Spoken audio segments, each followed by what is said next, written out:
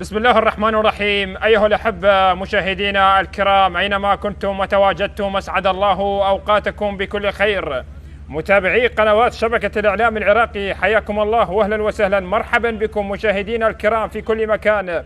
نحييكم بأطيب تحية ونرحب بكم في أمسية كروية جديدة من أمسيات دورنا، حيث المتعة والإثارة هنا على ملعب الكابتن شرار حيدر في الجولة 33، حيث لقاء النفط والقرمة في مواجهة هامة، ونحن نقترب من الجولات الأخيرة من الدوري. النفط صاحب الاستقرار الفني والطموح الذي يبحث عن البقاء في المراكز الدافئة في الدوري بمواجهة القرمة صقور الغربية القادمين من الأنبار، أصحاب المركز السابع حاليا ب 53 نقطة مع مدرب جديد وطموح عالي لتسلق جدول الترتيب لإسعاد جماهيرهم. صافرة البداية أيها الأحبة مشاهدينا في كل مكان تأتي لانطلاقة هذه المباراة، القرمة على يسار الشاشة بينما نادي النفط على يمين الشاشة. تحياتي معلق المباراة يوسف جميل، معلقا واصفا على أحداث هذا اللقاء في هذه المباراة لحساب الجولة 33 التي تجمع نادي النفط بمواجهة القرمة في موسم 2025-2026. الجولات بدأت تقترب نحو نهاية الدوري، وبالتالي مع الاقتراب للجولات الختامية والأخيرة من هذا الدوري بالتالي سنشاهد مباريات أقوى وأجمل، وإن شاء الله في كل المباريات سواء كانت الصراع الذي كان في المراكز المتقدمة أو حتى في المراكز المتأخرة. حكم المباراة الذي يقود هذه المواجهة واثق محمد، أيضا يساعد أمير ناجح مساعد أول، مصطفى محمد مساعد ثاني، وأحمد جمعة حكم رابع، بينما حكام الفار مهند قاسم وياسر هاشم. هكذا هو الطاقم التحكيمي الذي يقود هذه المباراة. نادي النفط مع المدرب عادل نعمة، يدخل بحراسة المرمى حسين علي جولي، كذلك أيضا كرار سالم، أحمد خالد، سامسون قباديبو، حبيب محمد، سامهين، علي ماجد، ستار ياسين، حسام جاد الله، وليد كريم، ومحمد دوحي. هكذا هي تشكيلة وكتيبة نادي النفط في هذه المباراة. على الجانب الآخر نادي القرمة بالقمصان البرتقالية مع المدرب الجديد مؤمن سليمان الذي يقود نادي القرمة في هذه المباراة، يدخل بحراسة المرمى ليث ساجد، كذلك أيضا محمد الباقر كريم، هلو فائق، ومحمد أبو حشيش، كرار عامر، سجاد جاسم، إبراهيم سعادة، موري فيصل، ومؤمل عبد الرضا، وعمر عبد مجباس، وشاهروم سامييف. هكذا هي تشكيلة وكتيبة نادي القرمة في هذا اللقاء في هذه المباراة لحساب الجولة 33. كرة لمصلحة نادي القرمة على جهة اليمين، هلو فائق، محاولة لصناعة فرصة جديدة. نادي القرمة الذي أضاع 3 نقاط كانت بالمتناول أمام نادي القاسم، ولكن نادي القاسم عاد من بعيد وعدل النتيجة. بعد ذلك نادي القرمة الذي خسر المباراة الأخيرة أمام نوروز بهدف، وبالتالي الآن نادي القرمة مع المدرب مؤمن سليمان في الجولة 31 كان مدرب الشرطة، الجولة 32 كان في موقع الاستراحة، الآن يقود نادي القرمة في الجولة 33. كرة لمصلحة نادي القرمة، مباريات هامة في هذه الجولة 33. الحديث عن مباريات كانت مهمة في هذه الجولة 33. الحديث عن اللقاء الذي شاهدناه قبل قليل الذي جمع نادي نوروز بمواجهة الشرطة، والثلاثية كانت للقيثارة، لكن لدينا فرصة لمصلحة نادي القرمة على جهة اليمين، كرة عرضية داخل منطقة الجزاء، المتابعة الدفاعية لا زالت خطيرة لمصلحة سجاد جاسم، يحاول ولكن الإبعاد موجود، لا زال نادي القرمة يواصل التمريرات، محاولة الاستحواذ على الكرة. هكذا عودنا نادي القرمة في أغلب المباريات، مشاهدة، يستحوذ، يسيطر، ينقل كرات من اليمين واليسار، لكن لدينا صافرة ومخالفة لمصلحة نادي القرمة بهذه اللحظات. اللقاء الذي شاهدناه قبل قليل والفوز للقيثارة بثلاثية على نوروز نادي دهوك الذي حقق انتصار على نادي نفط ميسان بهدفين لهدف. الآن لدينا مباراة مهمة بنفس توقيت هذا اللقاء، الطلبة بمواجهة الزوراء، الأنيق بمواجهة النوارس. أيضا لدينا لقاء هنا مهم، النفط بمواجهة القرمة. مباريات هامة في هذه الجولة، وكرة لمصلحة نادي القرمة بهذه اللحظات. لمصلحة نادي القرمة، هذا مؤمل عبد الرضا لاعب نادي القرمة، كرة اللعب عالية خطيرة داخل منطقة الجزاء، ولكن الإبعاد والحضور الدفاعي بشكل ممتاز. ولكن لدينا هناك راية رفعت بوجود حالة تسلل على نادي القرمة في الكرة الماضية. الكرة الماضية كانت فرصة لمصلحة نادي القرمة، ولكن كان فيها موقف تسلل. في موقف تسلل كرة عند حارس المرمى حسين علي جولي. حديث عن مباريات هذه الجولة 33، مباريات مهمة. أيضا إن شاء الله يوم غد أربيل بمواجهة الكهرباء، القاسم سيواجه نادي الميناء، الغراف سيواجه ديالا، والكرخ سيواجه زاخو.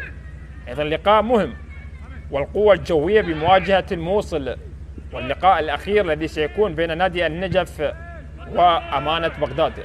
كذا هي مباريات الجولة 33. لكن لدينا كرة لمصلحة نادي النفط، ولكن التغطية الدفاعية لا زالت كرة في وسط الميدان لمصلحة نادي النفط.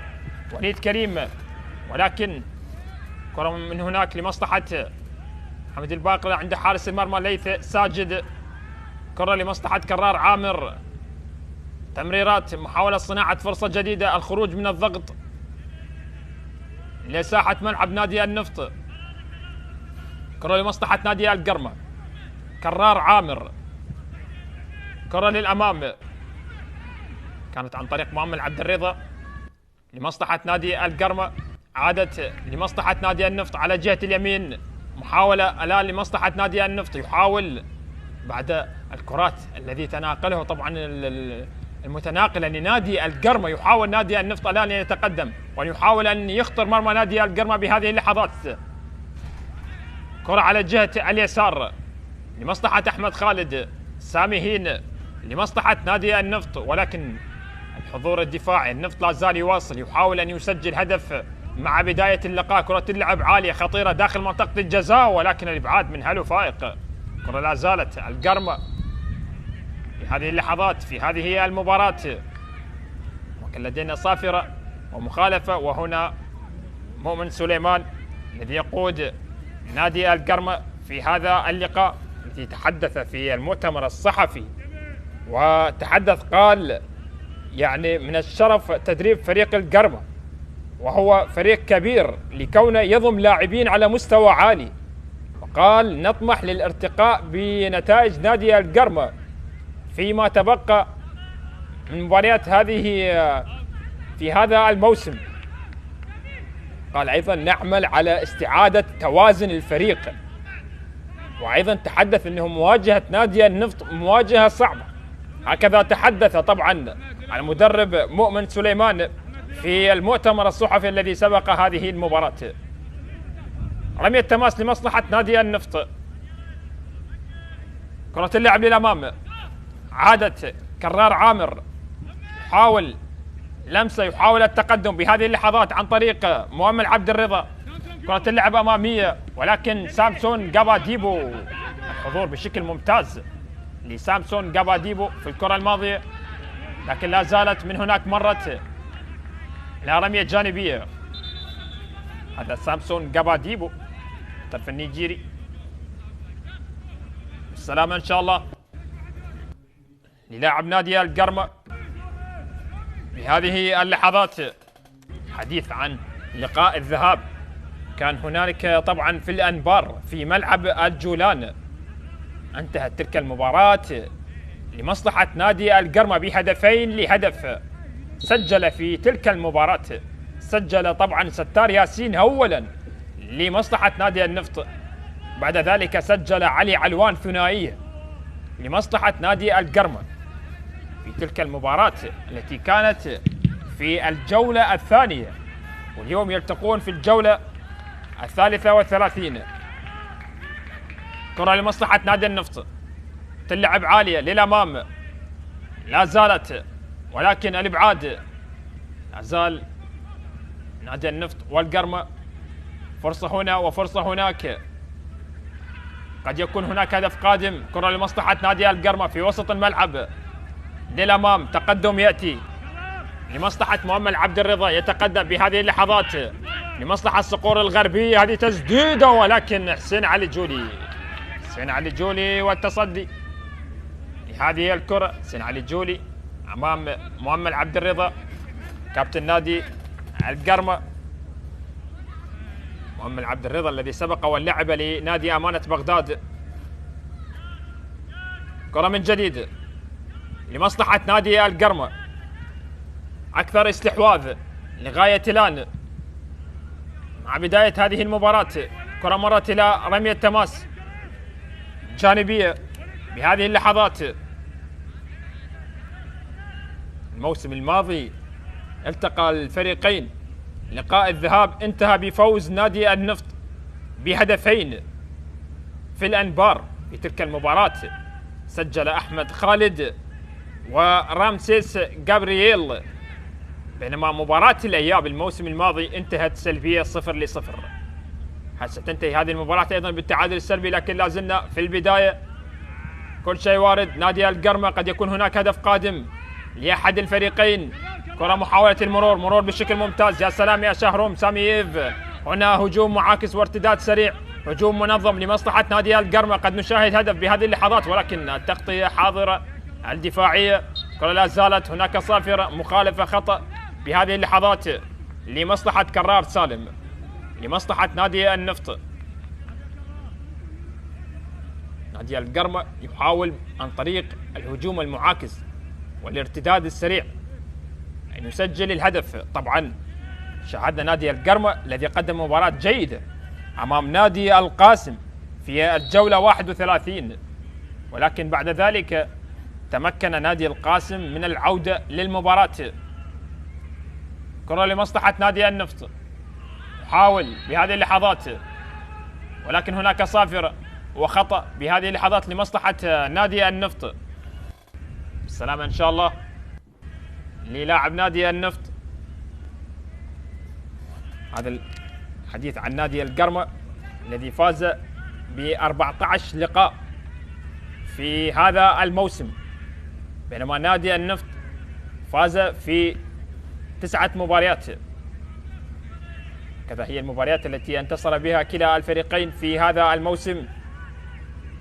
14 انتصار للقرمة ووصل إلى النقطة 53، لكن لدينا كرة لمصلحة نادي النفط بهذه اللحظات.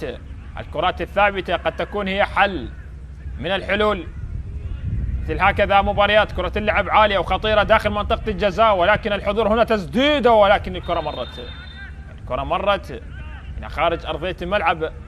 وهناك راية مرفوعة بوجود حالة تسلل. ستار ياسين بتسديدة كانت قوية ولكنها مرت إلى خارج أرضية الملعب. ستار ياسين من الأسماء المميزة في دورينا. حديث عن ستار ياسين الذي سبق ومثل نادي زاخو كذلك أمانة بغداد. كرة مرت إلى رمية تماس لمصلحة نادي القرمة. كرة اللعب أمامية لكنها أقرب لسامسون جاباديبو، يبعدها بمبدأ الأمان إلى خارج أرضية الملعب إلى رمية جانبية لمصلحة نادي القرمة. كرة اللعب للأمام عادت من جديد لمصلحة نادي النفط. سامي هين، كرة من جديد، تحرك على جهة اليمين لمصلحة نادي النفط. حاول لكن لاحظ لاعبين نادي القرمة الضغط السريع على حامل الكرة، يكسب مخالفة لمصلحة نادي النفط عن طريق محمد عدنان دوحي الذي سبق ومثل نادي القرمة. يعني اليوم محمد عدنان يواجه فريقه السابق، يواجه القرمة. لاحظ هذه الكرة الماضية والصافرة والمخالفة لمصلحة محمد عدنان دوحي. كرة اللعب أمامية من جديد عادت لمصلحة نادي القرمة. حاول مؤمل عبد الرضا يعود بالخلف، استلام وتقدم من ابراهيم سعادة على جهة اليسار لمصلحة نادي القرمة. هسه نشاهد هدف أبناء الغربية يبحثون بهذه اللحظات. كرة عادت في وسط الملعب لمصلحة نادي القرمة على جهة اليسار.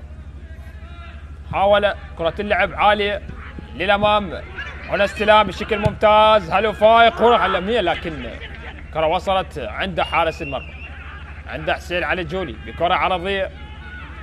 كرة مرت إلى رمية تماس لمصلحة نادي النفط بهذه اللحظات.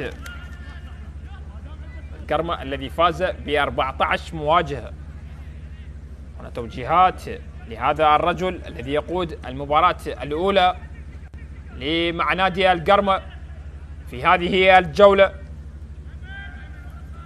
14 لقاء فاز به طبعا نادي القرمة في هذا الموسم، الفوز على نادي دهوك والنفط وكذلك على الكهرباء وعلى الميناء، فاز على الغراف، على النجف، كذلك الفوز على الموصل وأمانة بغداد ونوروز أيضا في مباراة جولة 15. فوز كان بهدف، لكن مباراة الإياب خسر نادي القرمة. كذلك الفوز على نفط ميسان بثلاثية، فاز على الغراف أيضا بثلاثية، أيضا ثلاثية على دهوك، ثلاثية على النجف.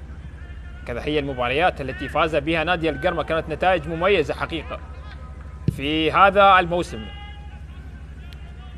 كرة اللعب عالية من جديد عادت لمصلحة نادي القرمة، بينما نادي النفط الذي فاز في تسعة مواجهات في هذا الموسم، 9 مباريات فاز بها نادي النفط. كرة من جديد، كرة اللعب عالية للأمام في وسط الملعب، تحضير بشكل ممتاز حول صناعة فرصة جديدة. لا زال نادي النفط يصر بالتقدم للأمام، ولكن قطع للكرة بشكل ممتاز. مؤمل عبد الرضا عند الكرة يلعب الكرة أمامية، هناك صافرة ومخالفة لمصلحة نادي القرمة. هذا ستار ياسين الذي سبق والمثل أمانة بغداد، وكذلك مثل نادي زاخو. شوف هذه الكرة الماضية بينه وبين مؤمل عبد الرضا. مؤمل عبد الرضا يقوم بأداء ممتاز في وسط الملعب. كرة من جديد للأمام لمصلحة القرمة، ولكنها وصلت عند حارس المرمى حسين علي جولي. المباريات التي فاز بها نادي النفط في هذا الموسم، فاز في 9 مباريات. 9 مباريات. الحديث عن فوز كان على نادي القاسم في الجولة الأولى بثلاثية، كذلك الفوز على نادي الطلبة بقرار اتحادي، وثلاثية أيضا على نادي أمانة بغداد، كذلك الفوز على ديالى بهدفين لهدف، الفوز على الكهرباء بهدف نظيف، وكذلك طبعا الفوز على نادي أمانة بغداد بهدفين لهدف، كذلك فاز على الكهرباء وعلى القاسم، على الغراف بهدف.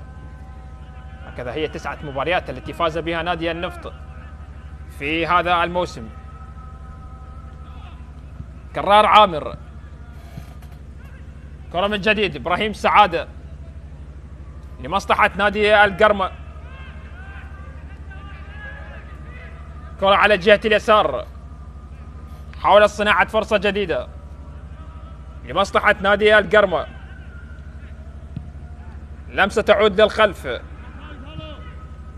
على جهة اليمين، سجاد جاسم، استلام يبحث عن مساندة لمصلحة نادي القرمة. كرة اللعبة أمامية ولكنها خاطئة، عادت من جديد لمصلحة نادي النفط على جهة اليمين. تقدم في وسط الملعب لمصلحة نادي النفط، ولكن لدينا صافرة ومخالفة لمصلحة محمد عدنان دوحي بهذه اللحظات. كذلك الحديث عن 11 مواجهة تعادل بها نادي القرمة في هذا الموسم. 11 مباراة تعادل مع الزوراء سلبيا 0-0، تعادل مع زاخو أيضا، تعادل بهدف لهدف مع الكرخ والطلبة وديالة، تعادل بهدف لهدف أيضا مع الموصل، بهدفين لهدفين مع نادي زاخو، وتعادل سلبي مع الزوراء. بعد ذلك تعادل بهدف لهدف مع الشرطة، وتعادل سلبي مع الكرخ في الجولة 30، والتعادل الأخير في الجولة 31 مع نادي القاسم بهدفين لهدفين. هكذا هي 11 مباراة تعادل بها نادي القرمة في هذا الموسم. كرة من جديد لا زالت في وسط الملعب لمصلحة نادي القرمة، كرة عادت بالخلف لكرار عامر، لكنها خاطئة، مرت إلى رمية تماس لمصلحة نادي النفط. نادي القرمة الذي خسر في 7 مباريات في هذا الموسم، بينما نادي النفط خسر في 11 مباراة. 7 مباريات خسرها نادي القرمة في هذا الموسم. الخسارة، الحديث عن خسارة كانت في البداية مع نادي الشرطة في الجولة الرابعة، الخسارة مع أربيل بهدفين لهدف، بعد ذلك الخسارة في الجولة السادسة مع الشرطة بهدف نظيف، الخسارة مع الجوية، كذلك الخسارة مع الميناء، وكذلك أربيل، الخسارة مع نادي أمانة بغداد، والخسارة مع نادي نوروز في الجولة الأخيرة. كرة لمصلحة كرار سالم لمصلحة نادي النفط. لازلنا لم نشاهد فرص كثيرة في هذه المباراة. كرة مرت إلى رمية تماس لمصلحة نادي القرمة. وصلنا عند الدقيقة 21،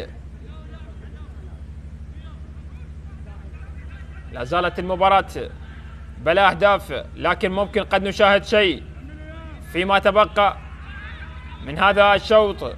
كرة اللعب أمامية لمصلحة نادي القرمة، هنا تقدم، محاولة للمرور، كرة اللعب بشكل ممتاز لإبراهيم سعادة، يا سلام، الله الله، تلعب كرة خطيرة، محاولة ولكنها وصلت عند حارس المرمى. الله على كرة جميلة رائعة، وتبادل كروي في الكرة الماضية للقرمة، ولكنها وصلت عند حسين علي جولي، وصلت عند حسين علي جولي في الكرة الماضية. بالسلامة إن شاء الله للاعب نادي النفط حبيب محمد. الكرة الماضية، لاحظ هذه الكرة وهذه الفرصة، الله على كرة جميلة الكرة الماضية، ولكن وصلت عند حارس المرمى. تحضير ممتاز أيضا من كرار سالم، وصلت عند حسين علي جولي.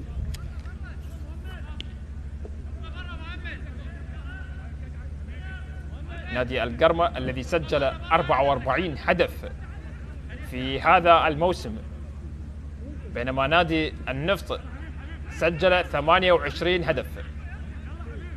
طبعا نادي القرمة استقبل 24 هدف لغاية الآن، بينما نادي النفط استقبل 28، يعني نادي النفط سجل 28 وعليه 28. 53 نقطة للقرمة، بينما نادي النفط ب 39 نقطة. كرة لمصلحة هلو فايق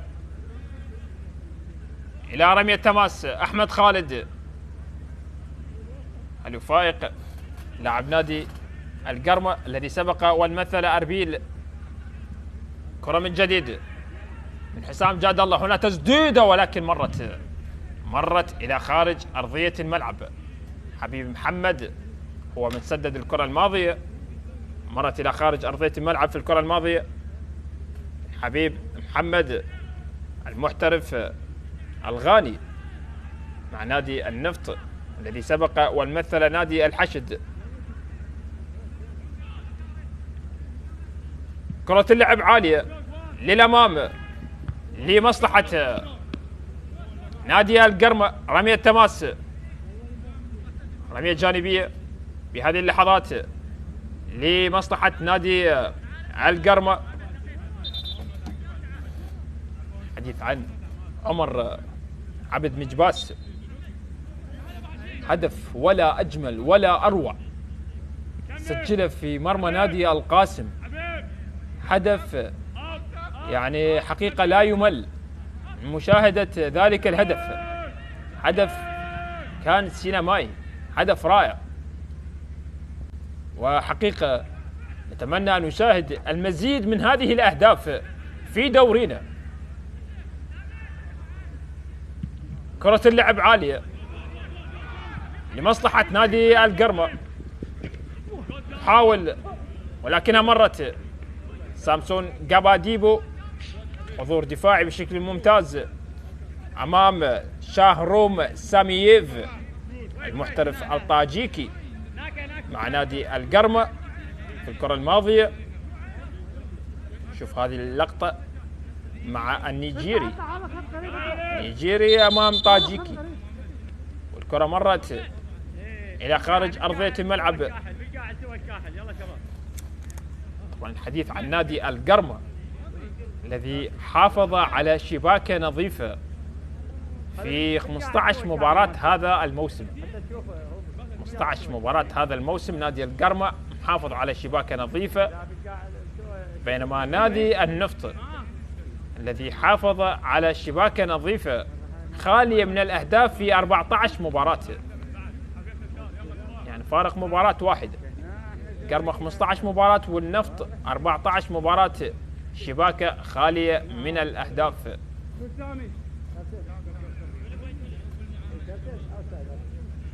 بالسلامة إن شاء الله شهروم سامييف. توجيهات مستمرة للمصري مؤمن سليمان.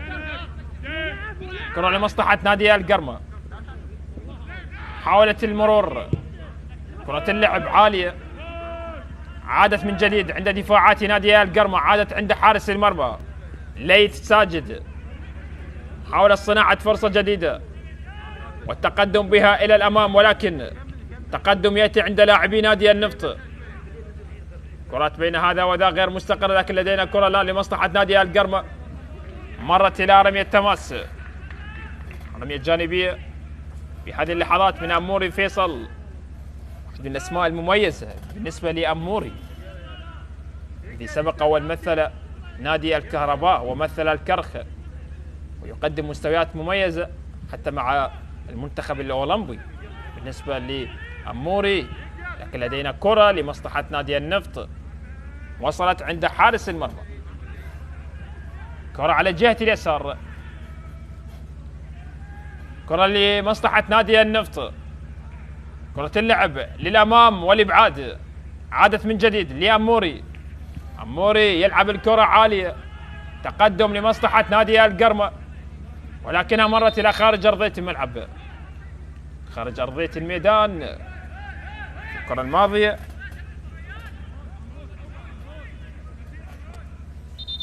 هذا عمر عبد مجباس اللي عنده 3 أهداف.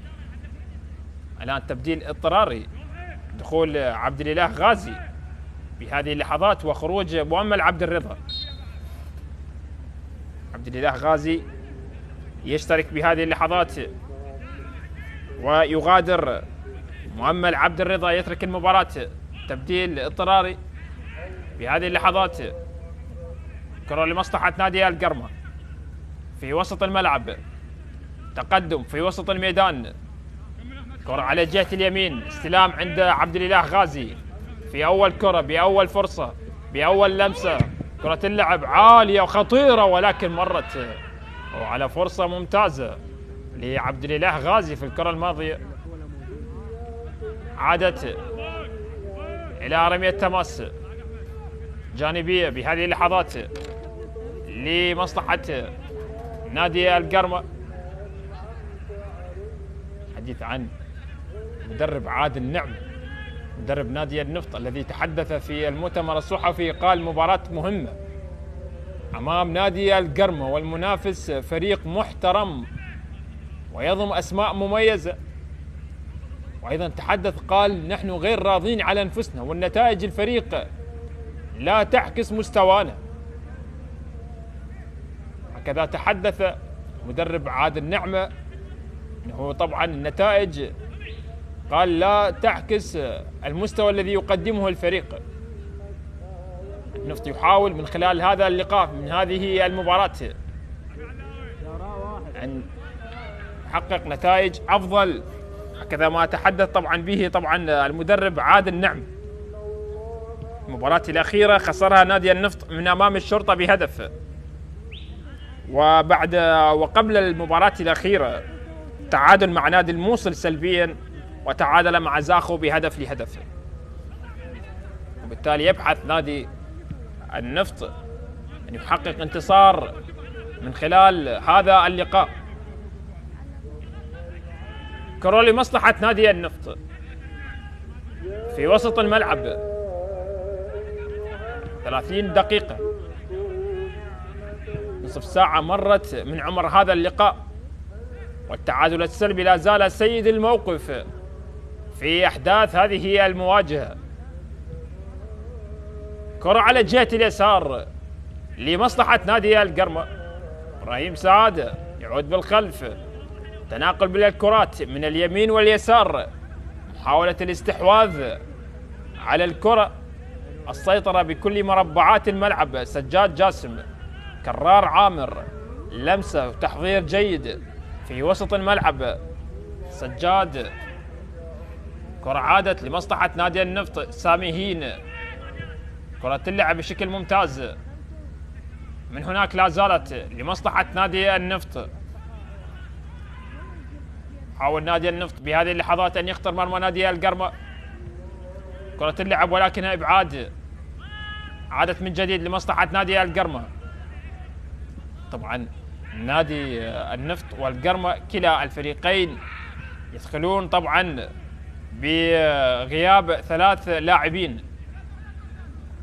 نادي النفط لديه طبعا غياب كرار رزاق وديار ياخي بسبب الإصابة، ولديهم أيضا أمادو يغيب طبعا بسبب الحرمان. بينما نادي القرمة يغيب في هذا اللقاء أحمد مكنزي وأحمد عبد القادر بسبب الإصابة، بينما علي محسن بسبب الحرمان. كذا هي غيابات كلا الفريقين في هذه المباراة. كرة لمصلحة نادي القرمة، حاول صناعة فرصة جديدة. سجاد جاسم، سجاد الذي سبق وأن تألق مع نادي نفط الوسط وكذلك مع الشرطة. كرار عامر، حاول كرار الذي سبق والمثل أيضا الشرطة والنجف. كرة اللعب ولكنها وصلت عند حارس المرمى حسين علي الجولي، ولدينا هناك صافرة لمصلحة نادي النفط. هذا عمر عبد مجباس الذي يقدم أداء مميز وجميل. شاهدنا طبعا الهدف الرائع الذي لا يمل، هدف لا يمل، كلما تشاهد الهدف تستمتع بهدف رائع، بحركة ممتازة. الهدف اللي طبعا سجله في مرمى نادي القاسم. كرة اللعب في وسط الملعب، كرة عادت من جديد، حاول صناعة فرصة جديدة، عادت من ساميين لمصلحة نادي القرمة على جهة اليمين. أحمد خالد يتقدم، كرة عادت، هناك صافرة ومخالفة لمصلحة نادي القرمة، مصلحة هلو فائق في هذه اللحظات. يعني نادي القرمة الذي لعب 15 مباراة خارج الديار، 15 مباراة لعبها القرمة خارج الديار، فاز في 5 وخسر في 5 وتعادل في 5. 5 فوز 5 خسارة 5 تعادل. المباريات التي لعبها القرمة خارج الديار 15 مباراة. الآن يبحث في هذه المباراة، ولكن كرة عند حسين علي جولي. حسين علي جولي يطالب اللاعبين بالهدوء، يسيطر على المباراة أكثر. كرة اللعب عالية من هناك، لا زالت طبعا لدينا مباراة الزوراء والطلبة. هناك هدف لمصلحة الزوراء، الزوراء متقدم بهدف، بينما هنا النتيجة لا زالت سلبية بلا أهداف. كرة لمصلحة نادي النفط في هذه اللحظات. يبحث نادي النفط في هذا الشوط. هسه نشاهد هدف في آخر 10 دقائق متبقية على نهاية الشوط الأول.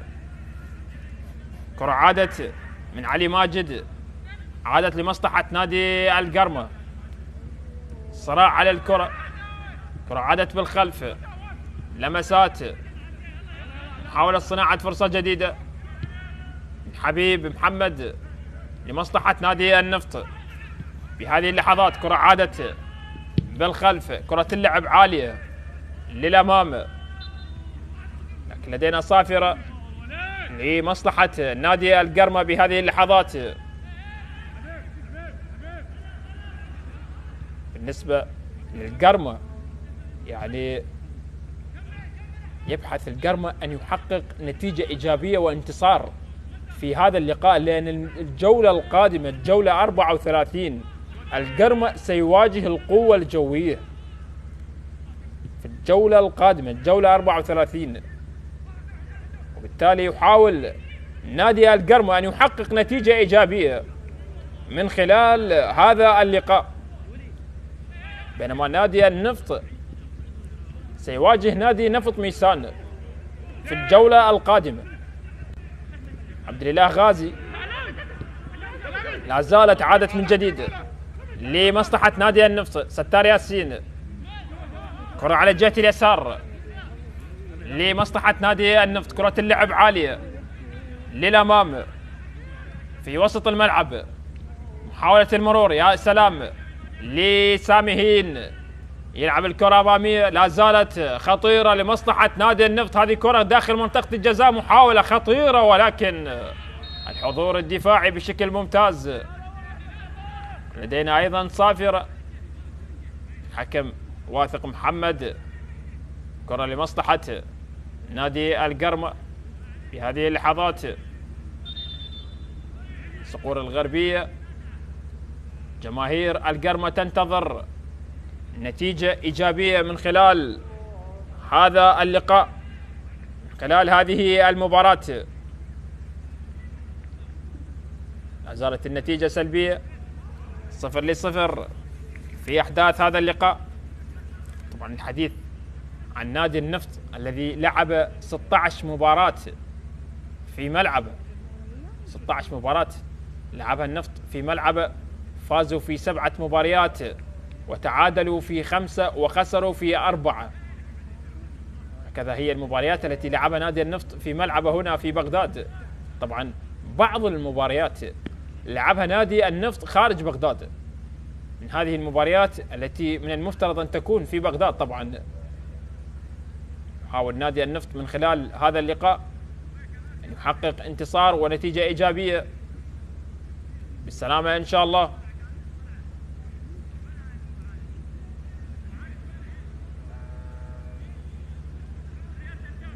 النتيجة لا زالت سلبية، 0-0، لكن قد نشاهد أهداف في هذا الشوط. نادي القرمة الفريق المجتهد، الفريق المميز الذي يلعب الموسم الثاني على التوالي بدور النجوم، بعدما تأهل طبعا ثانيا خلف نادي ديالى بنهائي الدوري الممتاز في موسم 2023-2024 بفارق طبعا ركلات الترجيح. طبعا الموسم الماضي نادي القرمة كان في المركز الثامن ب 56 نقطة بالنسبة لنادي القرمة. كرة من جديد عند حارس المرمى على جهة اليمين، عادت عند ليث ساجد. كرة لمصلحة نادي القرمة، يحاول التقدم للأمام لكن لدينا صافرة ومخالفة في هذه اللحظات اللي كانت على لاعب نادي القرمة محمد الباقر كريم الذي سبق ومثل الشرطة. كرة على جهة اليسار لمصلحة محمد أبو حشيش المحترف الأردني الذي يلعب مع نادي القرمة. محمد أبو حشيش الذي سبق ومثل طبعا الوحدات والسلط الأردني. هنا لدينا طبعا عبد الإله غازي. طبعا عبد الإله غازي كان اشترك في مباراة نادي القاسم كبديل، واليوم أيضا يشارك كبديل. كرة من جديد لا زالت لمصلحة نادي القرمة، تبادل كروي وتقدم. كرة لا زالت عادت لمصلحة نادي النفط. كرة اللعب أمامية والإبعاد بشكل ممتاز. محمد الباقر لا زالت لمصلحة نادي القرمة. آخر 5 دقائق متبقية على نهاية الشوط الأول. لدينا كرة لمصلحة نادي النفط أمامية. يا سلام، أحمد خالد للأمام يحاول، ولكن التغطية الدفاعية موجودة. يبحث نادي النفط بهذه اللحظات عن تسجيل الهدف الأول وأن يختم هذا الشوط الأول بهدف في سيناريو طبعا يحبون المدربين بشكل كبير. كرة خطيرة للأمام ولكن عند حارس المرمى، عند ليث ساجد. البحث عن هدف يأتي في الدقائق الأخيرة، يكون سيناريو ممتاز. الذهاب لغرف الملابس وأنت متقدم بهدف، والهدف جاء في نهاية الشوط. هذا شهروم سامي يفرق، لكن لدينا بطاقة صفراء الآن. البطاقة الصفراء هي الأولى في أحداث هذا اللقاء. نعم، على علي ماجد، ربما علي ماجد، ربما أحمد خالد في الكرة الماضية. بطاقة الصفراء على أحمد خالد. نعم، تلقى بطاقة صفراء الآن في هذه اللحظات. البطاقة الصفراء هي الأولى في هذا الشوط. كرة من جديد على جهة اليسار، يسار نادي القرمة. تمريرات، كرة أمامية، يا سلام، تحضير بشكل ممتاز على جهة اليسار لصقور الغربية. كرة اللعب خطيرة ولكن الإبعاد. الكرة لا زالت محاولة لمصلحة القرمة ولكن عادت من جديد لمصلحة نادي النفط على جهة اليمين. كرة بالراس لا زالت لمصلحة نادي القرمة، لمصلحة ستار ياسين. حاول صناعة فرصة جديدة نادي النفط. أفضل مشاركة في الدوري لنادي النفط سنتحدث عنها، لكن لدينا كرة لمصلحة نادي القرمة ولكن كرة من جديد لا زالت عادت لمصلحة نادي النفط. والمشاركة في الدوري بالنسبة لنادي النفط وطبعا تحقيق وصافة الدوري خلف الزوراء في موسم 2016-2017. لكن نادي القرمة يبحث بهذه اللحظات عن هدف ينهي به طبعا الشوط الأول قبل نهاية الوقت الأصلي. كرة عادت لمصلحة نادي النفط على جهة اليسار. تقدم بهذه اللحظات حسام جاد الله يبحث عن هدف، يحاول المرور داخل منطقة الجزاء لمصلحة نادي النفط. يا سلام، هذه كرة خطيرة الله على كرة جميلة جدا لمصلحة نادي النفط، تبادل كروي رائع، ولكن في الأخير مرت إلى خارج أرضية الملعب، إلى خارج أرضية الملعب. كرة جميلة كانت لستار ياسين مع حسام جاد الله، ولكن في الأخير مرت بسلام على مرمى نادي القرمة. شوف هذا حسام، مرور بشكل ممتاز مع ستار ياسين، ولكن الله على تغطية أيضا كانت ممتازة وناجحة جدا في الكرة الماضية لمحمد الباقر كريم. إلى ركنية لمصلحة نادي النفط، علي ماجد على تنفيذ الركلة الركنية لمصلحة نادي النفط. كرة اللعب عالية على مستوى القائم الثاني بالراس، لا زالت، لكن مرت إلى خارج أرضية الملعب إلى ركلة مرمى.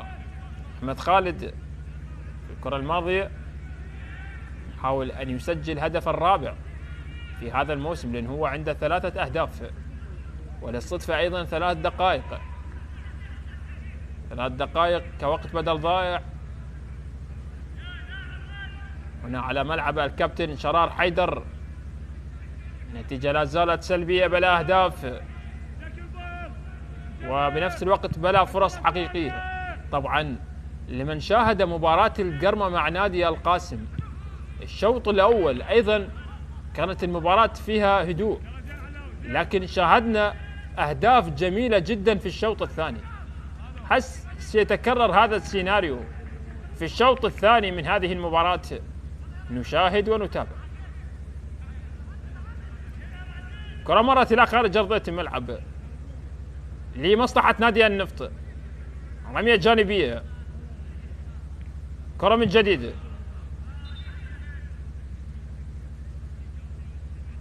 عادت إلى رمية تماس لمصلحة نادي القرمة. في هذه اللحظات نلعب في الوقت بدل ضائع. حسن نشاهد هدف يأتي في الوقت البدل ضائع من هذا الشوط. سنلعب حتى الدقيقة 47. كرة من جديد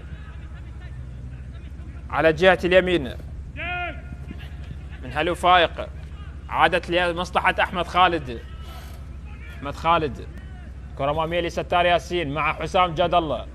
حسام ينقل كرة بشكل ممتاز لدوحي، يحاول لمصلحة نادي النفط، يعود بالخلف، خاطئة لمصلحة عبد الاله غازي. تقدم بشكل ممتاز سجاد جاسم إلى عبد الاله غازي، صناعة فرصة جديدة، سامييف، شاهروم، عبد الاله البديل، كرة لإبراهيم سعادة، نقلات جميلة، عموري فيصل. بهذه اللحظات لمصلحة نادي القرمة، يحاول القرمة في نهاية هذا الشوط أن يسجل هدف مع هلو فايق. كرة خطيرة داخل منطقة الجزاء لصقور الغربية، ولكن الإبعاد. الكرة لا زالت خطيرة لإبراهيم سعادة لمصلحة القرمة، ممكن أن يسدد، هذه كرة خطيرة، ولكن الكرة عادت لمصلحة نادي النفط. ستار ياسين إلى سامي هين، وهنا هجوم معاكس خطير لمصلحة نادي النفط عند حسام جاد الله.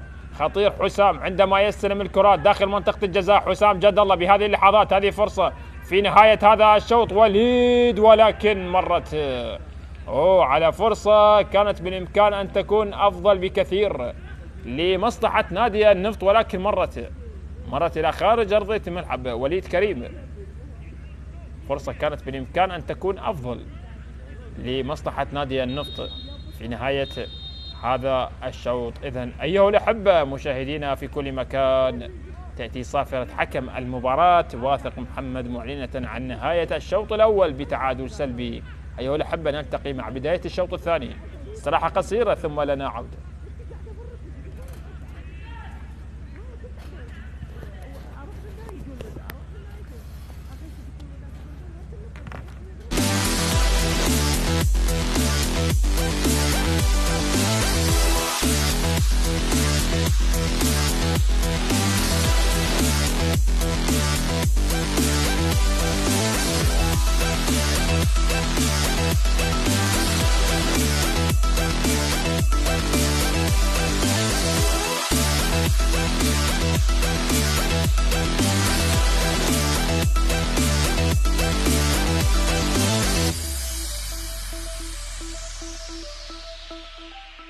يلعب على عبد الامير المتقدم. على عبد الامير يلعب الكره العاليه، فوقان يبحث عن الراسيه والابعاد من علي خالد، المتابعه من علاء السعد على تصويبه، جول جول جول جول جول. علاء السعد يجلب السعد لفريق نفط ميسان، لفرسان المملكه، لابناء العماره، بعد استلام ومتابعة للكرة والإبعاد الذي لم يكن بشكل مثالي من الحارس علي خالد. وعلى سعد صوب بقوة ليسجل أول هدف اللقاء في الدقيقة 56. شاهدنا الخروج من علي خالد، وكانت هناك مضايقة ومزاحمة من فقار، وعلى سعد استلم الكرة وسدد بقوة، كانت صعبة جدا على علي خالد. شاهد علوه، الله يا علاء على هذه التصويبة، تصويبة قوية جدا في سقف المرمى. هنا الكرة المشتركة الأخيرة، هل هناك عودة للفار؟ شاهد شاهد شاهد، نعم، في سقف المرمى من علاء السعد، من هذا الأشول، من هذا اليساري، صاحب التسديدات القوية والقوية جدا. علاء السعد يجلب السعد ويتقدم، ما زالت مع السنغالي إلى نسيم صيود. خلاص خلاص خلاص خلاص، ابن تونس النصر التونسي يأتي بالهدف الثاني لفرسان المملكة.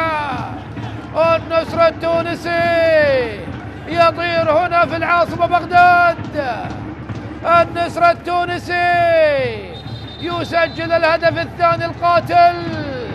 شاهد داوودة كيف حافظ على الكرة وتمريرة جميلة، هل كان متسلل أم لا؟ لكن هنا الهدف الجميل في الزاوية الصعبة على علي خالد. شاهد شاهد شاهد كيف لعبها بالزاوية الصعبة من نسيم صيود، يضع كرة الهدف الثاني. وهنا نسيم صيود، لا للعمارة معلميه للعمارة على الدبكة الجميلة، دبكة العمارة الجميلة. ونسيم صيود على طريقة أهل العمارة يحتفل بهذا الهدف الثاني. وهنا شاهد حسرة نهاد محمد، واحمد كاظم يطلب من مصطفى محمد الرجوع، تلعب من احمد عايد. هنا الراسية، جول جول جول جول جول. ياسر ناجي يسجل الهدف الاول، يقلص النتيجة.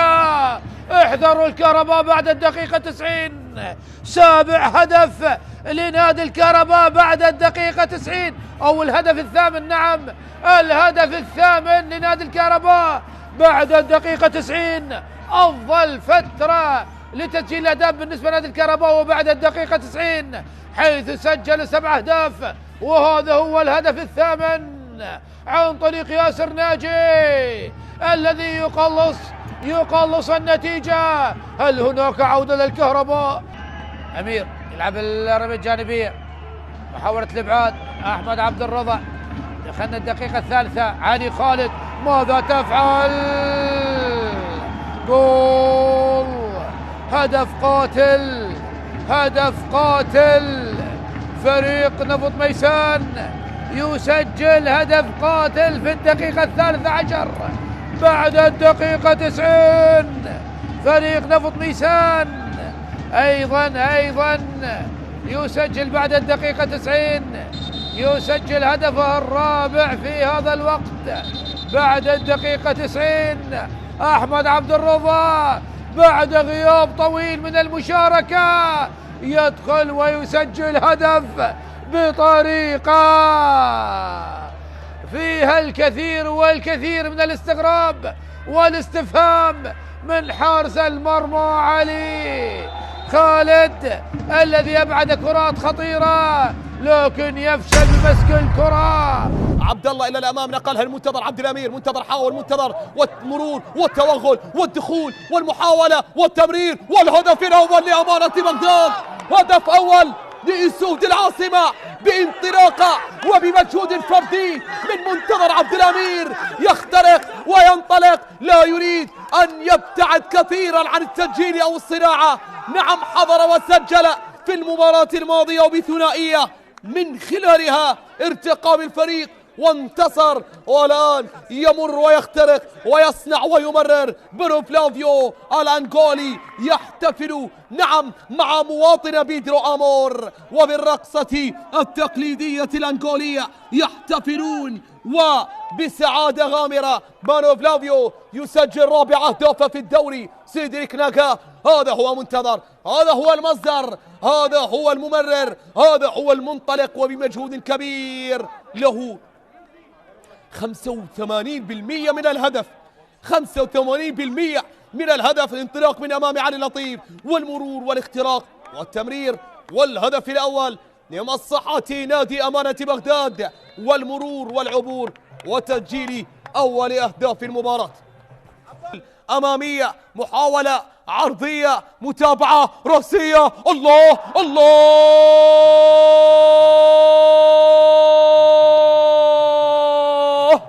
نسور الحدباء وبراسية دحام إبراهيم يعود بالنتيجة، يتمكن من تعديل النتيجة وبراسية رائعة على مرتين في شوط المباراة الأول. كانت مباراتهم، كانوا هم الأقرب للتسجيل، ولكن تغير كبير في شوط المباراة الثاني، تراجعوا. ولكن تحدثت وقلت بأن الفريق يقترب من التعادل، يقترب من التسجيل، واقترب وسجل دحام إبراهيم على مرتين بمحاولتين من روش بونينغ. جاءت الأولى نعم أو علاء الدين الدالي، علاء الدين الدالي بكرة وتمريرة أمامية، علاء الدين الدالي أسيست رأسية، ومن هناك دحام إبراهيم يقتلع من هناك هدف التعادل ويقتنص هدف أول لفريق نادي الموصل في هذه اللحظات بعرضية متقنة على رأس اللاعب علاء الدين الدالي، ومن هناك يودع دحام إبراهيم بهدف التعادل. كرة اللعب خطيرة داخل منطقة الجزاء، هذه فرصة، محاولة، فرصة، جول، جول أول يأتي في المباراة. الله الله الله الله، كنت أتحدث عن جاهزية نوروز وعن أسماء نوروز. الآن يسجل أبناء السليمانية هدف أول يقص شريط الأهداف بهذه اللحظات لمصلحة نادي نوروز. جول يأتي لمصلحة أبناء السليمانية. راستوكو فريق يسجل بهذه اللحظات هدف لمصلحة نادي نوروز في الدقيقة 60 بعد ساعة مرت من عمر هذا اللقاء. هذه الكرة العرضية وراستوكو فريقه على تسديدة قوية وسكنها في شباك مرمى نادي النجف. لاحظ هذه الكرة وهنا التسديدة لراستوكو، وبكرة كانت قريبة على حارس المرمى ليسجل نادي نوروز الهدف الأول. يقص شريط الأهداف أبناء السليمانية. خطيرة لمصلحة نادي النجف، هذه كرة خطيرة داخل منطقة الجزاء بالراس، هذه خطيرة، محاولة، جول، الله الله الله الله. عادت الغزلان إلى صولاتها المعهودة، يسجل رضا فاضل بهذه اللحظات. الله الله الله، النجف يبحث عن هدف، جاء الهدف لنادي النجف. الله على كرة عرضية، والله على كرة جميلة، وهنا رضا فاضل يسجل، يعدل النتيجة، يدون الآن بهذه اللحظات هدف التعادل. 1-1 ولا واحد أفضل من واحد. يسجل النجف هدف التعادل. أيمن لوي بمواجهة جومان أحمد. أيمن يتقدم،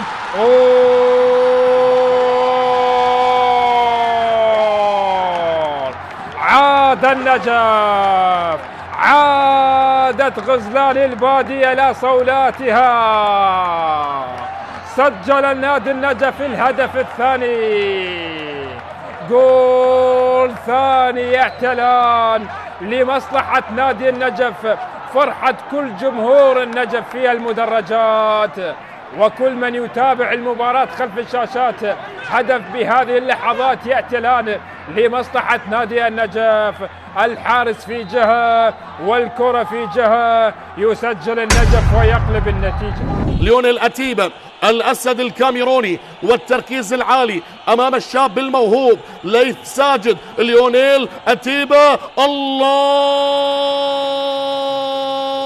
هدف أول للقيثارة، هدف أول للشرطة. عزفت القيثارة وصلحت الأوتار على أنغام المجد، وهدف أول من علامة الجزاء. الأخضر هنا، القيثارة هنا، وجماهير الشرطة على المدرجات تنتشر الأفراح بأقدام ليونيل أتيبا، بأقدام الكاميروني ليونيل أتيبا. شوف بالإعادة كان قريب ليث ساجد رغم أنه تقدم بالكرة الماضية، لكن هدف سجل بالنسبة للشرطة. إذن الشرطة هدف، القرمة لا شيء. بداية قوية خضراء بأراضي أو بأرضية ملعب الجولان. هدف أول بهذه اللحظات. ما هي ردة الفعل لصقور الغربية؟ لنشاهد ما هي ردة الفعل لصقور الغربية. ليونيل أتيبا، لنشاهد الآن أيمن حسين على التنفيذ بانتظار الصافرة. أيمن حسين والقرمة، صقور الغربية، أيمن، الله الله الله الله، حلقت صقور الغربية، حلقت القرمة، يقدمون واجب الضيافة للقيثارة وهدف التعادل بأقدام المونديالي. أيمن حسين يصل لهدفه التاسع هذا الموسم، ونعم هدف التعادل بهذه اللحظات. الله الله الله الله الله، نعم أيمن حسين هو أيمن المونديالي لم يكتفي بالتسجيل على بوليفيا، فهذا اللاعب يسجل في كل مكان وزمان. من أهدى الفرحة للملايين لن يقصر بنشر الأفراح لأهالي الأنبار. التعادل الآن داخل منطقة الجزاء. ديالا البرتقالي ممكن يفعلها فيما تبقى من ثواني.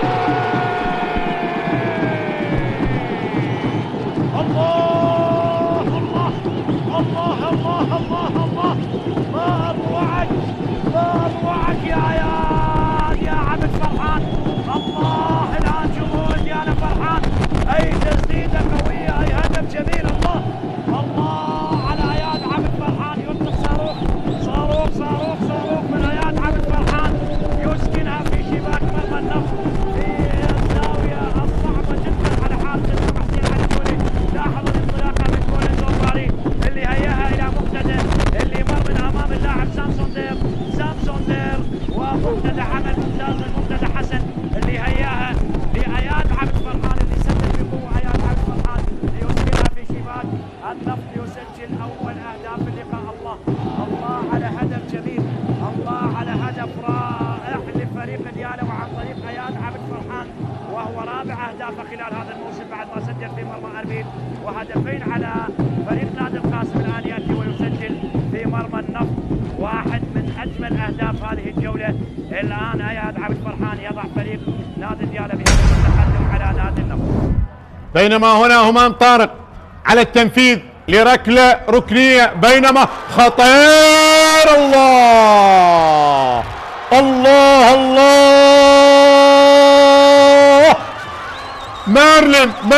مارلين الأوزبكي.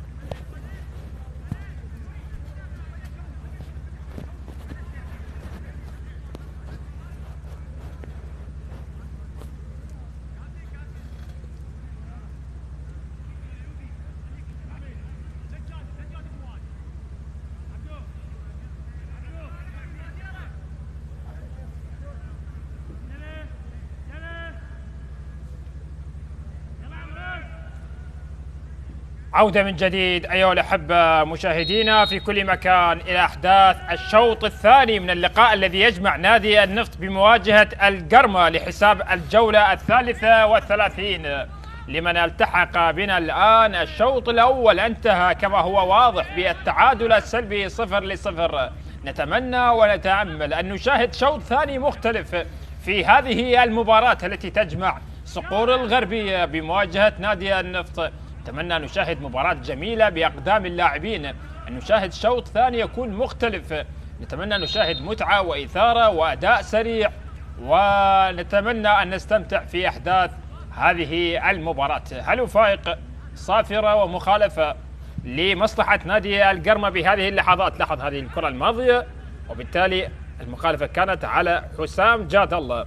لدينا كرة لمصلحة نادي القرمة على جهة اليسار. نادي القرمة عادت لمصلحة أموري فيصل يحاول في الكرة الماضية، كرة عادت في وسط الميدان. سجاد جاسم مع ستار ياسين، استخلاص رائع جدا وتقدم لمصلحة نادي النفط. قد تكون فرصة الهدف، ولكن الكرة وصلت من هناك لمصلحة ليث ساجد.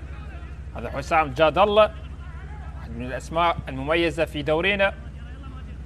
كرة عادت لمصلحة نادي القرمة. الشوط الأول يعني لم نشاهد فرص كثيرة طبعا من كلا الفريقين. نتمنى أن نشاهد شوط ثاني يكون مغاير ومختلف عما شاهدناه في الشوط الأول. لكن لدينا كرة لمصلحة نادي القرمة في وسط الملعب، تحضير لكن تحضير خاطئ. عادت الكرة لمصلحة نادي النفط على جهة اليسار، محاولة للمرور، الكرة عادت بالخلف لمصلحة نادي النفط. مناولات، حاولت صناعة فرصة جديدة. لقاء مهم لكلا الفريقين، ونحن طبعا في الجولة 33، وبالتالي القرمة الذي يبحث أن يتسلق جدول الترتيب وأن يصل إلى مراكز متقدمة. القرمة هي طبعا عنده 53 نقطة، ويحاول من خلال هذا اللقاء أن يتقدم أكثر بجدول الترتيب. وكذلك الحال بالنسبة للنادي النفط الذي يبحث عن البقاء في المراكز الدافئة في الدوري، أو على الأقل أن يكون ضمن العشرة في جدول الترتيب. بالنسبة لنادي النفط، رمية تماس، كرة اللعب لا زالت ممكن لعب كرة عرضية، لكنها عادت لمصلحة نادي القرمة. كرة اللعب لا زالت عادت من جديد. طبعا الشوط الأول انتهى طبعا بتقدم الزوراء بهدف على نادي الطلبة، المباراة التي تلعب بنفس توقيت هذا اللقاء، ولكن هنا الأهداف غائبة قد نشاهدها في الشوط الثاني. كرة من جديد لمصلحة نادي القرمة، كرة اللعب أمامية. أموري يحاول أن مر ولعب كرة رائعة جدا للأمام، ولكن استخلاص مثالي من سامسون قاباديبو. الكرة مرت إلى تماس سامسون قاباديبو، خطأ ممتاز في الكرة الماضية. الكرة مرت إلى خارج أرضية الملعب إلى رمية تماس، رمية جانبية. حديث طبعا عن نادي القرمة، بما أنه المباراة لا زالت بلا أهداف. طبعا نادي القرمة غاب عن التهديف في 8 مباريات في هذا الموسم. 8 مباريات في هذا الموسم القرمة غائب عن التهديف. والمباراة الماضية أيضا ما سجلوا طبعا نادي القرمة، بينما نادي النفط 15 مباراة غائب عن التهديف. 15 مباراة لم يتمكن نادي النفط من تسجيل الأهداف، بينما نادي القرمة كما قلت وتحدثت غاب عن التهديف في 8 مباريات هذا الموسم. المباراة الماضية لم يسجل أيضا، المباراة التي خسرها أمام نوروز بهدف نظيف، لكن شاهدنا هدفين سجلها نادي القرمة في مرمى القاسم، المباراة التي تعادل بها بهدفين لهدفين. تعادل مع الكرخ سلبيا، مع الشرطة تعادل بهدف لهدف، والفوز على نادي النجف في الجولة 28 ب3 أهداف مقابل لا شيء. هنا النقاش والحوار والحديث الفني عن هذا اللقاء لكابتن مؤمن سليمان، ولدينا أيمن حسين. أيمن حسين قد يكون ورقة رابحة يدفع بها المدرب مؤمن سليمان في هذا الشوط، هذا المونديالي. لاعب الذي سجل هدف غالي جدا في الملحق، وبالتالي منتخبنا ونتمنى ونتأمل أن نشاهد مشاركة جميلة لمنتخبنا الوطني في كأس العالم إن شاء الله في الشهر القادم إن شاء الله من شهر حزيران.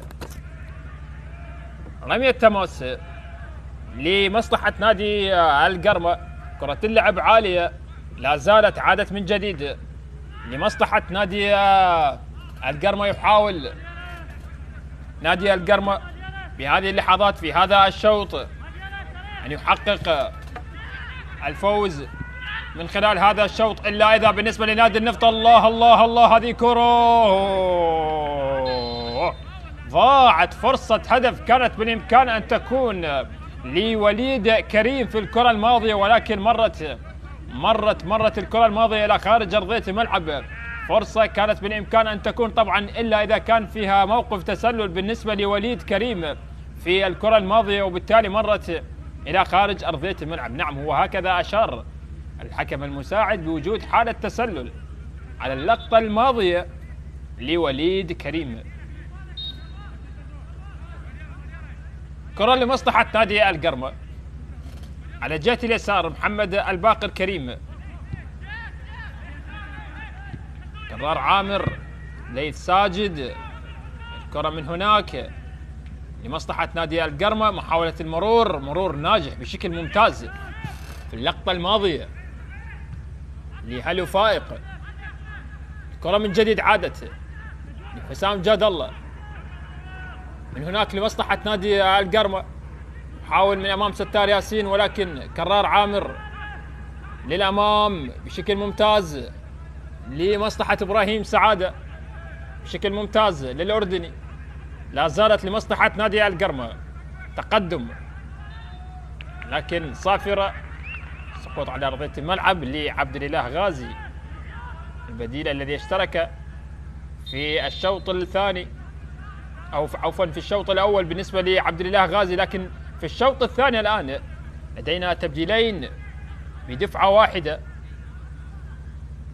حديث عن علي مخلد في هذه اللحظات، سيشترك مع جميل اليحمدي.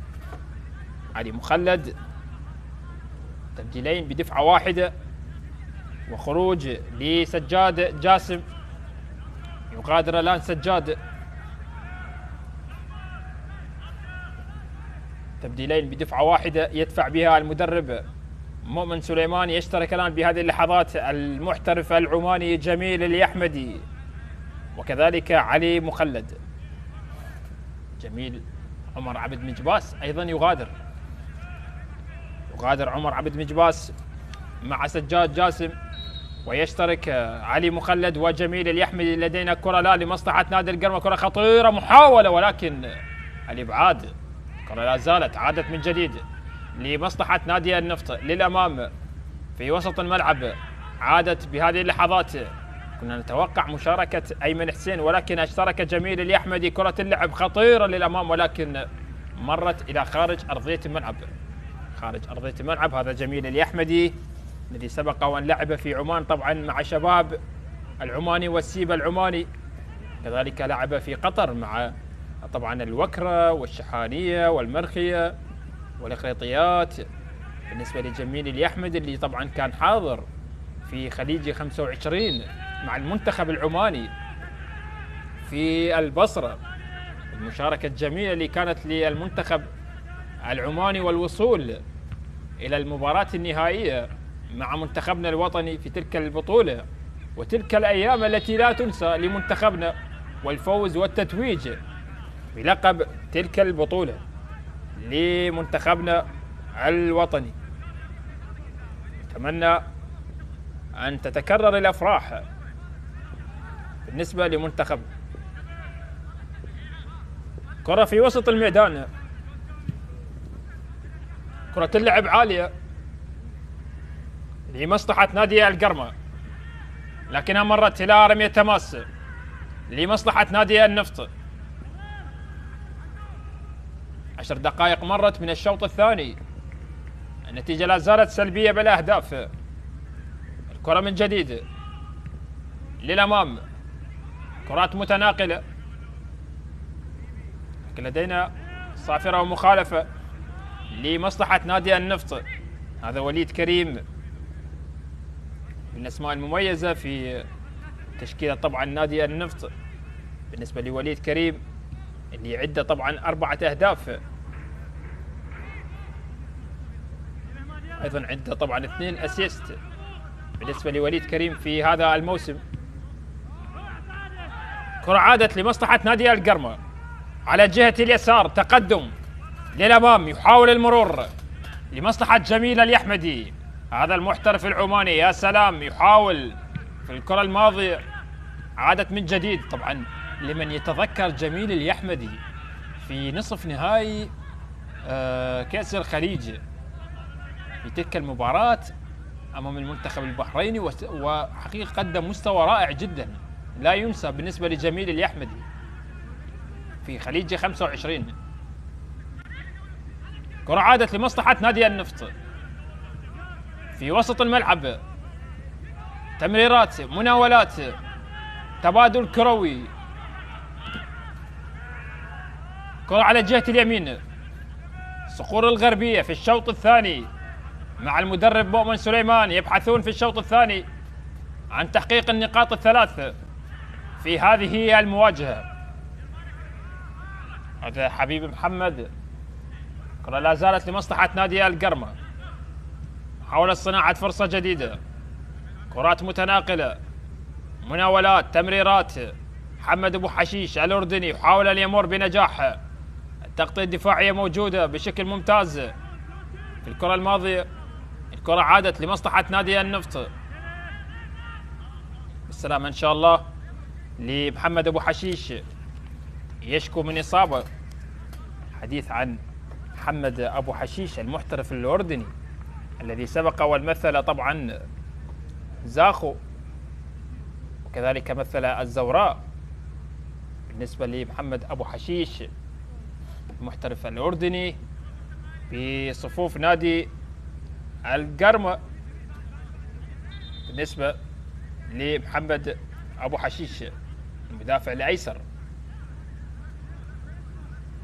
طبعا كذلك بالنسبة لمحمد أبو حشيش الذي سبق والمثل نادي العهد اللبناني.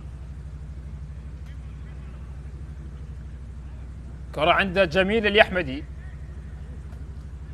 محترف العماني، كرة عادت من جديد لمصلحة نادي النفط، كرة اللعب عالية بالراس، عادت من جديد لمصلحة نادي النفط، محاولة للتقدم وصناعة فرصة جديدة،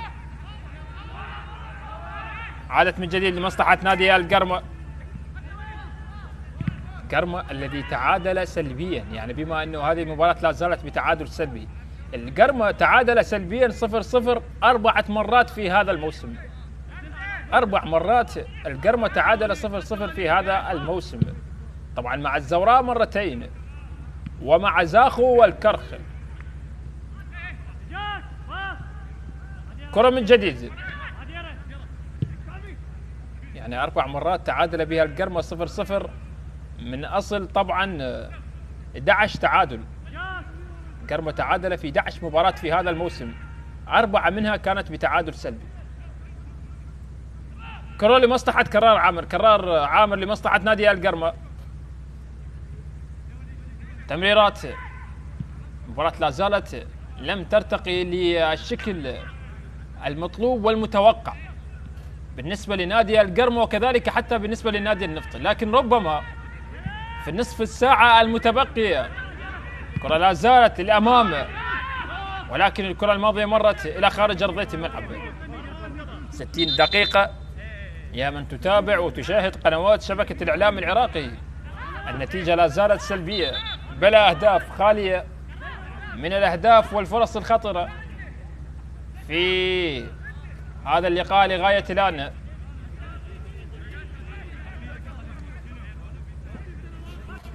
هذا وليد كريم لاعب نادي النفط يبحث عن هدف في هذه المواجهة.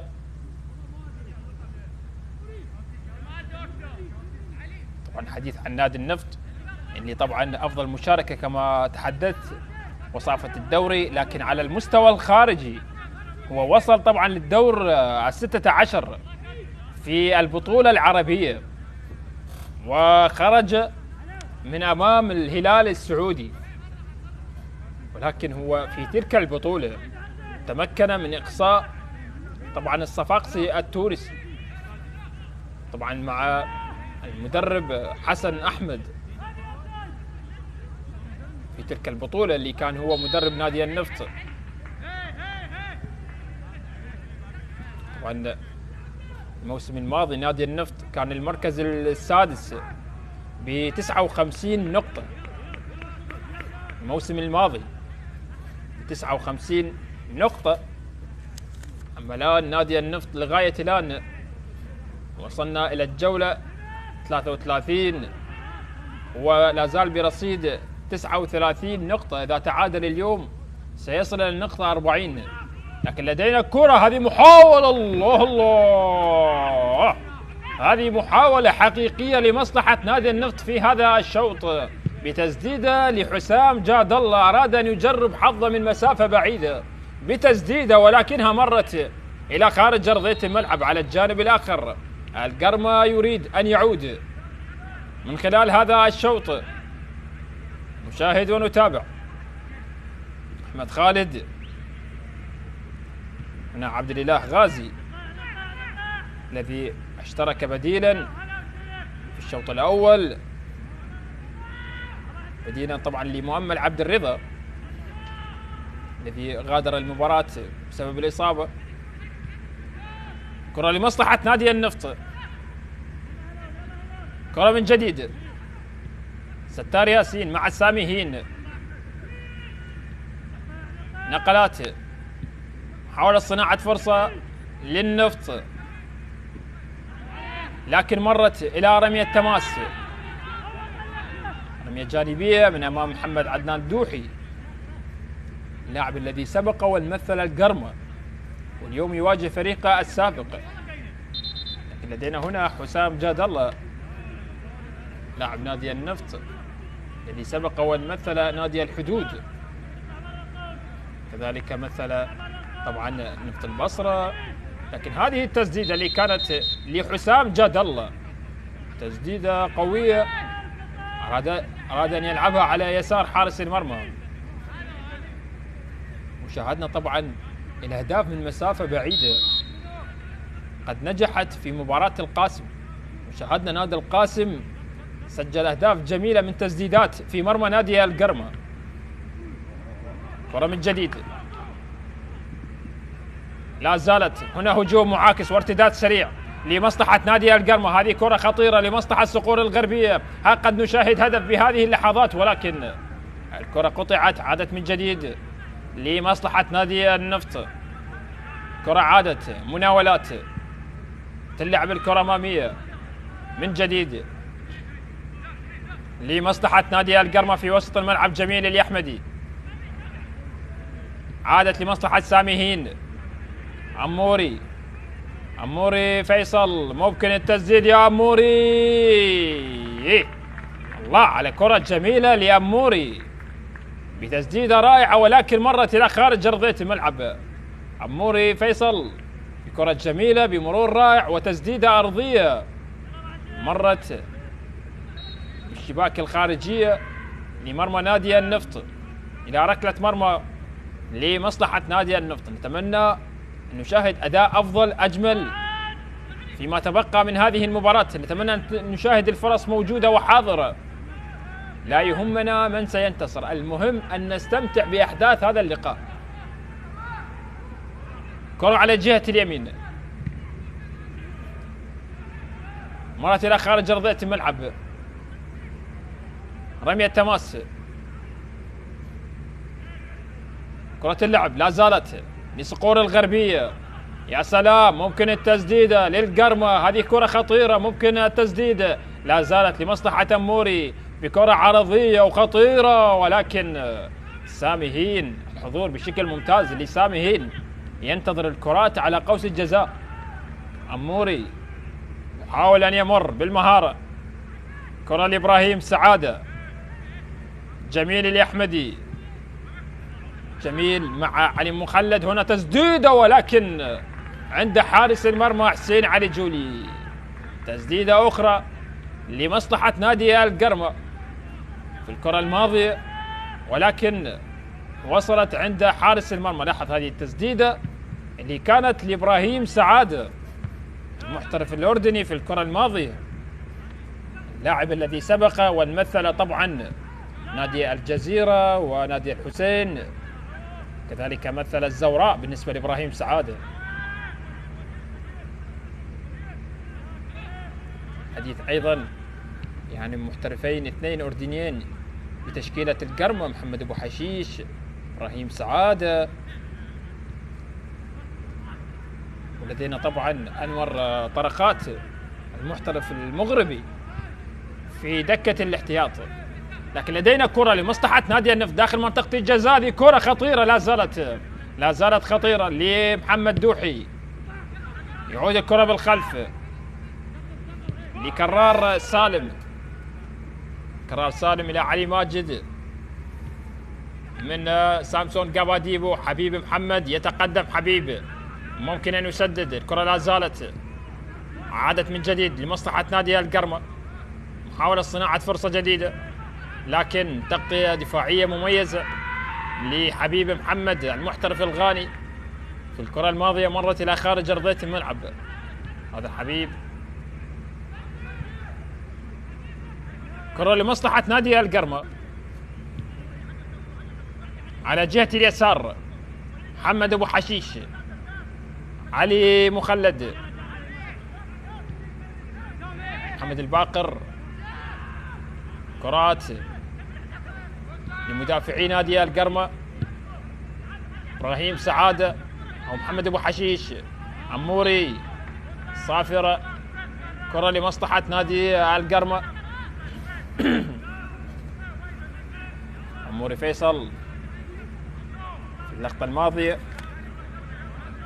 طبعا نادي النفط الذي تعادل في 12 مباراة في هذا الموسم، 12 مباراة تعادل، لكن 8 مباريات كانت بتعادل سلبي. بالنسبة لنادي النفط الذي تعادل في 8 مباريات سلبيا 0-0، بينما نادي القرمة كما قلت تعادل سلبيا 0-0 4 مرات. هل ستكون هذه المباراة أيضا بتعادل سلبي؟ نشاهد ونتابع ربما. كرة لا زالت لمصلحة نادي النفط، النفط يبحث عن انتصار والقرمة كذلك، وهذا واضح من خلال ربما أيمن حسين سيشترك في الدقائق القادمة من هذا اللقاء. أيمن حسين ربما قد يكون هو الحل والورقة التي يدفع بها المدرب مؤمن سليمان لاقتناص النقاط الثلاث في أول مباراة لمؤمن سليمان مع نادي القرمة.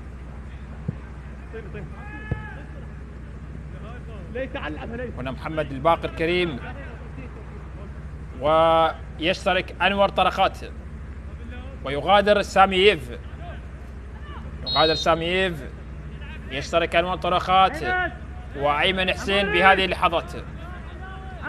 أيمن أيضا يشترك في آخر 20 دقيقة متبقية من الوقت الأصلي من أحداث هذا اللقاء. كرة اللعب أمامية من جديد، أيمن حسين تحضير بشكل ممتاز، عادت لمصلحة نادي النفط. حاول النفط كرة اللعب عالية وخطيرة للأمام، ولكن أنور طرقات بتغطية مميزة. عادت لمصلحة كرار عامر، لمصلحة نادي القرمة على جهة اليمين.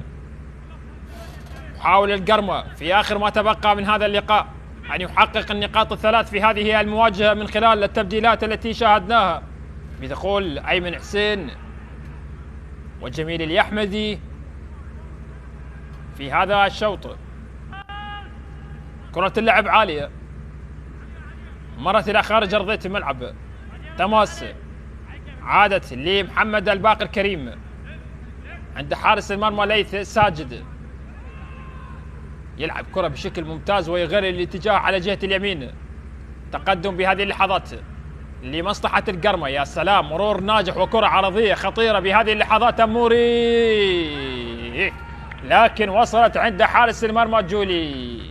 أموري بكرة جميلة رائعة برأسية لعبها على الزاوية البعيدة، ولكن حضور لحسين علي جولي في اللقطة الماضية. القرمة الآن سيبحث عن كرات عرضية على رأس أيمن حسين كما هو معتاد بالنسبة لأيمن. كرة من جديد لمصلحة كرار، يلعب الكرة أمامية، دوران بشكل ممتاز، صافرة مخالفة لمصلحة هلو فائق. في هذه اللحظات هنا دخول لعمار غالب بصفوف نادي النفط، ويغادر محمد عدنان دوحي. محمد عدنان دوحي إذن يغادر، ويشترك عمار غالب بهذه اللحظات بتشكيلة نادي النفط.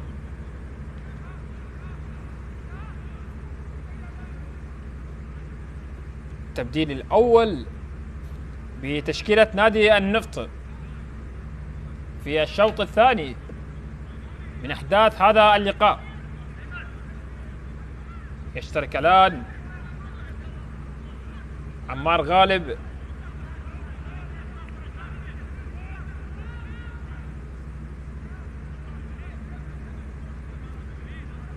في 70 دقيقة. النتيجة لا زالت تعادل سلبي. هنا هلو فائق لاعب نادي القرمة. زوراء هناك لا زال متقدم بهدف على نادي الطلبة، بينما هنا الأهداف غائبة، لكن قد نشاهدها فيما تبقى. كرة من جديد لا زالت لمصلحة نادي القرمة على جهة اليمين، ولكنها مرت إلى خارج أرضية الملعب. لا زالت، لكن لم تغادر، لا زالت لمصلحة نادي القرمة. كرة اللعب عالية وخطيرة للأمام، محاولة ولكن وصلت عند حارس المرمى. طبعا نادي النفط يعني لم ينتصر منذ 5 جولات. النفط لم ينتصر منذ 5 جولات.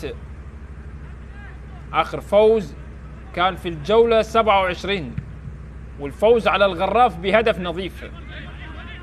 وبالتالي النفط بعد مرور 5 جولات يحاول أن يحقق انتصار من خلال هذا اللقاء.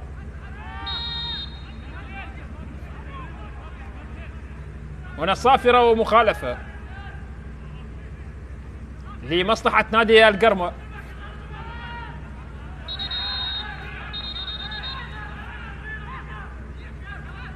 البطاقة الصفراء تظهر الآن على ستار ياسين، يتلقى البطاقة الصفراء على لاعب نادي النفط.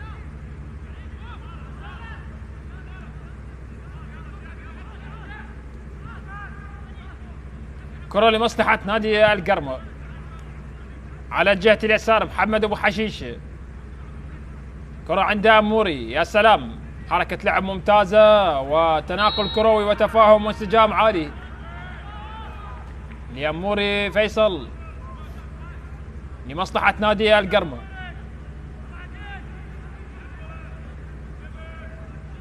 آخر ربع ساعة متبقية من أحداث هذا اللقاء. هسه نشاهد أهداف.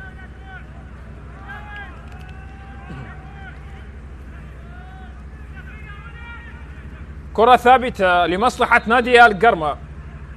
قد تكون الكرات الثابتة هي حل من الحلول لتسجيل الأهداف في هذا اللقاء. كرة تلعب خطيرة، يا سلام، هذه محاولة للقرمة لأيمن حسين، ولكن الكرة عادت من جديد لمصلحة نادي النفط.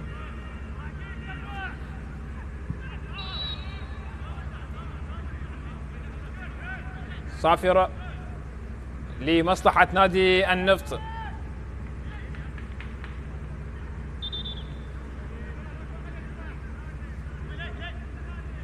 لاحظ هذه اللقطة الماضية بينه وبين طبعا علي ماجد، امام طبعا علي مخلد.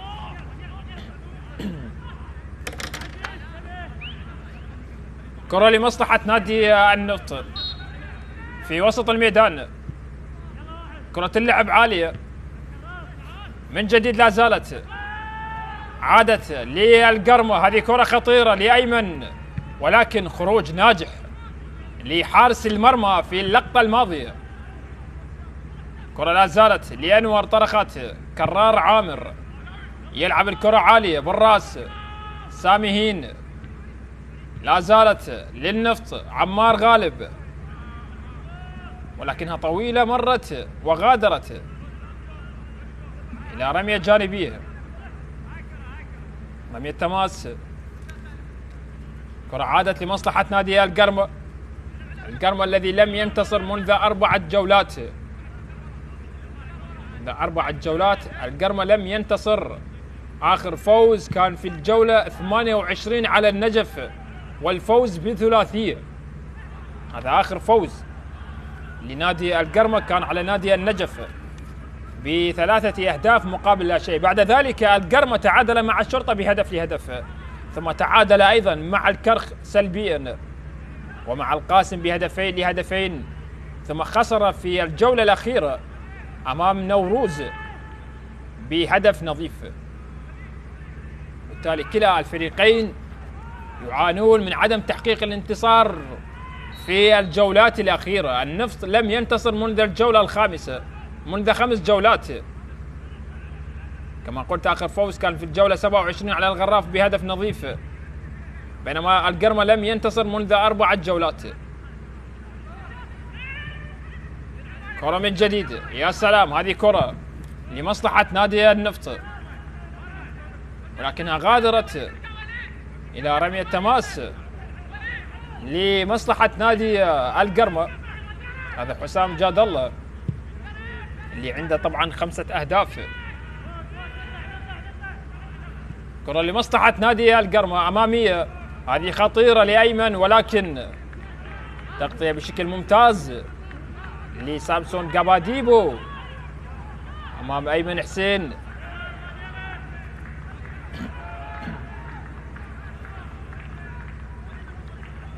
ركنية بهذه اللحظات لمصلحة الصقور الغربية. جماهير القرمة تنتظر من هذه الكرة، من هذه الركنية، أن تأتي بالأفراح لجماهير القرمة التي تنتظر انتصار في هذه المباراة. ركنية لمصلحة القرمة عالية، لا زالت خطيرة، ولكن عادت لأموري. أموري فيصل مع محمد أبو حشيش، علي مخلد في وسط الميدان. كرار عامر يغير اتجاه الكرة من هناك على جهة يمين نادي القرمة. ممكن التسديد. الله الله على تسديدة رائعة، ولكن التصدي مثالي. تصدي مثالي لجولي في اللقطة الماضية. لاحظ هذه التسديدة اللي كانت لهلو فائق، والتصدي لحسين علي جولي. لا زالت خطيرة مرة أخرى، عادت لا زالت خطيرة للصقور الغربية للقرمة. هذه خطيرة وبالراس. الله الله، فرصة الهدف الأول ضاعت للقرمة، ضاعت الكرة الماضية من أنور طرخات المحترف المغربي. كاد أن يسجل لمصلحة القرمة الهدف الأول. لاحظ هذه اللقطة وهذه الكرة الرأسية، ولكن مرت الكرة الماضية إلى خارج أرضية الملعب. خارج أرضية الملعب، ركلة مرمى لمصلحة نادي النفط. شوف هذه التسديدة اللي كانت لهالو فايق، والتصدي مثالي لحسين علي الجولي. هنا تبديل حسين لاوندي ومحمد سادات يشتركون بهذه اللحظات بتشكيلة نادي النفط. تبديلين بدفعة واحدة يدفع بها المدرب عادل نعمة في آخر 10 دقائق متبقية على نهاية الوقت الأصلي من هذه المباراة. خروج لستار ياسين ووليد كريم يغادرون، بينما يشترك كما قلت حسين عبد الله ومحمد سادات. كرة لمحمد ابو حشيش لا زالت لمصلحة نادي القرمة. جميل اليحمدي، كرة اللعب عالية للأمام، لا زالت خطيرة ولكن مرت إلى ركنية. أيمن حسين يبحث عن هدف، يبحث عن هدف في آخر ما تبقى من هذه المباراة، لكن لدينا ركنية. ركنية لأموري، أموري فيصل، ركنية لمصلحة القرمة، ركنية لصقور الغربية. الصقور تبحث عن تحليق في ملعب الكابتن شرار حيدر. هذه كرة خطيرة ولا زالت داخل منطقة الجزاء للقرمة. هذه محاولة لا زالت خطيرة ولكن الإبعاد والكرة مرت إلى خارج أرضية الملعب إلى جانبية لمحمد أبو حشيش. صقور الغربية تبحث عن تحليق، تبحث عن تحليق في هذه المباراة. كرة من جديد، هنا الإبعاد لا زالت في وسط الميدان. كرة لمصلحة نادي القرمة على جهة اليسار. أموري مرور ناجح، يلعب الكرة طويلة للأمام ولكن بمبدأ الأمان بشكل ممتاز. في الكرة الماضية لأحمد خالد إلى حسين علي جولي. هنا أيمن حسين يبحث عن هدف يفرح به طبعا الكادر التدريبي الجديد المدرب المصري مؤمن سليمان. كرة اللعب عالية، هناك راية رفعت بوجود حالة تسلل. حالة تسلل طبعا النفط آخر 4 مباريات خسارتين وتعادلين. هنا مؤمن سليمان نظرة على هذه المباراة ونظرة على نتيجة اللقاء. التعادل السلبي لا زال حاضر في أحداث هذه المباراة.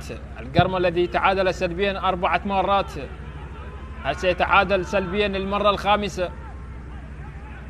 بينما النفط، نادي النفط الذي أيضا تعادل 8 مرات، إذا تعادل اليوم سلبيا سيكون التعادل التاسع سلبيا بالنسبة لنادي النفط. هذه كرة خطيرة ولكن مرت هنا مخالفة لمصلحة نادي النفط في هذه اللحظات.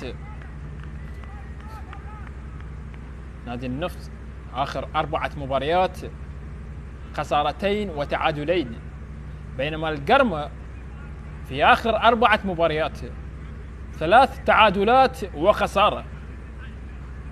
في آخر 4 جولات بالنسبة للقرمة، آخر 4 جولات 3 تعادلات وخسارة. بالتأكيد نتائج لا تلبي طموح جماهير القرمة التي تبحث عن تقدم في جدول الترتيب.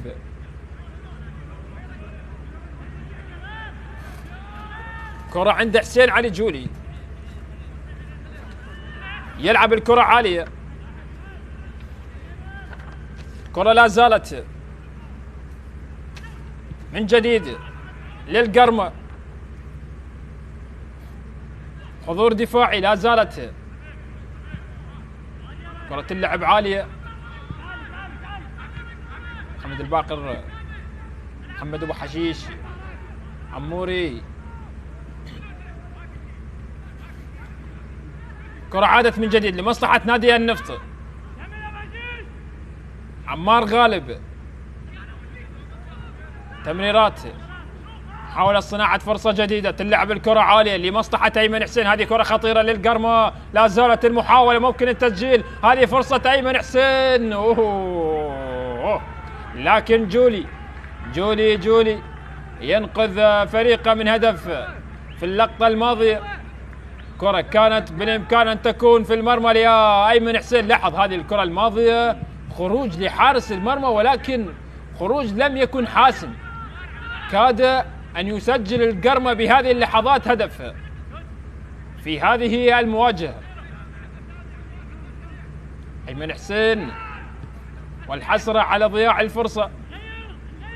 فرصة قد لا تتكرر في مباراة فيها انضباط تكتيكي، مباراة تكتيكية جدا من جانب الفريقين.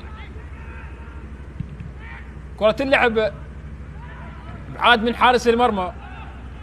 حسين علي جولي الى خارج ارضية الملعب الى تماس. كرة لمصلحة نادي القرمة.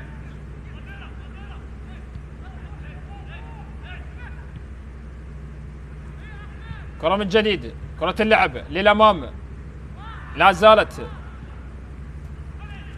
نادي النفط الموسم الماضي المركز السادس ب59 نقطة، بينما نادي القرمة الموسم الماضي المركز الثامن ب56 نقطة. يعني فارق 3 نقاط. الموسم الماضي النفط المركز السادس 59، بينما القرمة 56 نقطة الموسم الماضي بالنسبة لنادي القرمة. آخر 3 دقائق متبقية على نهاية هذا اللقاء. التعادل السلبي لا زال سيد الموقف في إحداث هذه المواجهة، على عكس طبعا مباراة الذهاب. لا زالت خطيرة للقرمة، فرصة جول، فرصة هدف للصقور الغربية. هذه كرة جول، الله. لا زالت المحاولة مستمرة للقرمة، ولكن حضور الدفاعي لا زال موجود لعمار غالب. صافرة ومخالفة. لقاء الذهاب انتهى لمصلحة القرمة بهدفين لهدف، لكن اليوم التعادل السلبي حاضر. يعني هو حتى اياب الموسم الماضي انتهى سلبيا 0-0.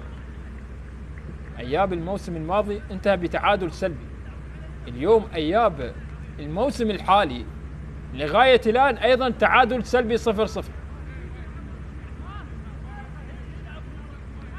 طبعا لقاء الذهاب الموسم الماضي انتهى بفوز النفط بهدفين.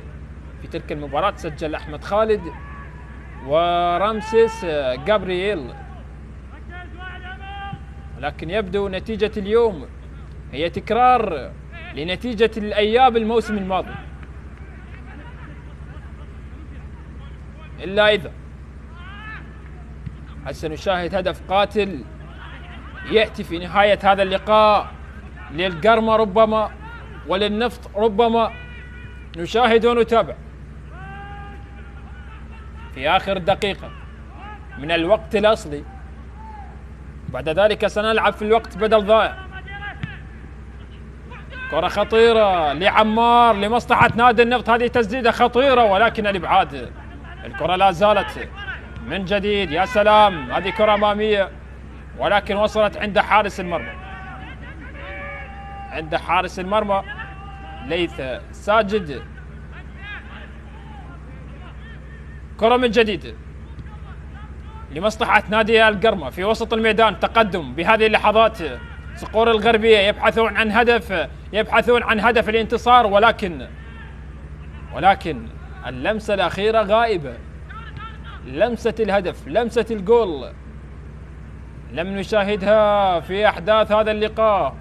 جميل الأحمدي، عموري، جميل الأحمدي، العماني للأردني، وحشيش عرضية ولكن الإبعاد لا زالت. إبراهيم سعادة استخلاص ممتاز للأمام ولكن عادت من كرار عامر. 5 دقائق يضيفها حكم المباراة واثق محمد كوقت بدل ضايع.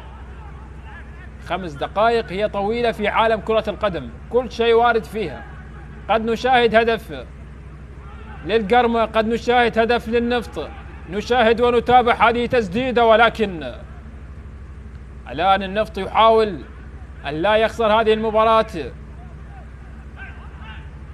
عودة بالخلف الآن للاعبي نادي النفط. كرة من جديد اللعب عالية خطيرة ولكن إبعاد، والكرة مرت إلى خارج أرضية الملعب إلى ركنية من سامسون جاباديبو في اللقطة الماضية. سامسون جاباديبو الآن دخول بتشكيلة نادي النفط في هذه اللحظات. عمر صابر في هذه اللحظات سيشترك مع جعفر عبيس.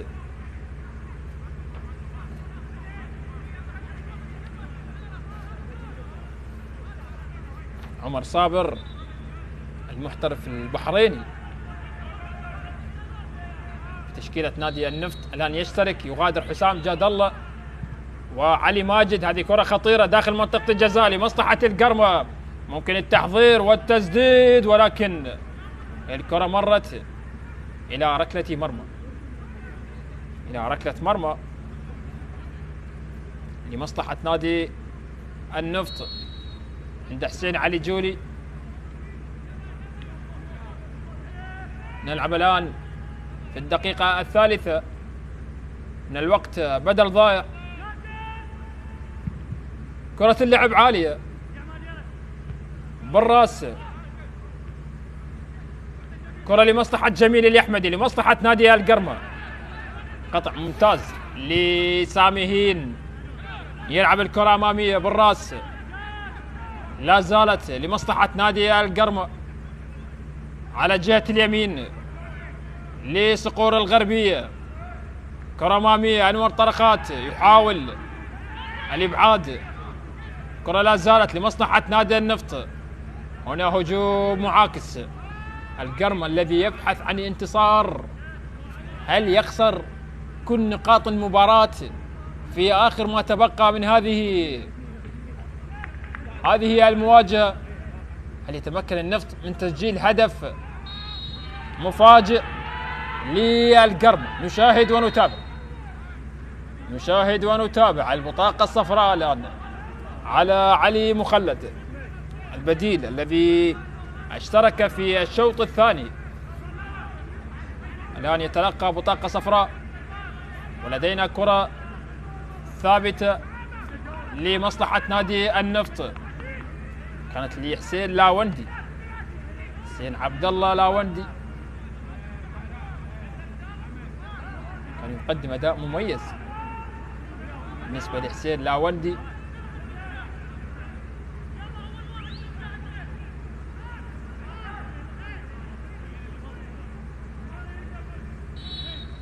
كرة لمصلحة نادي النفط.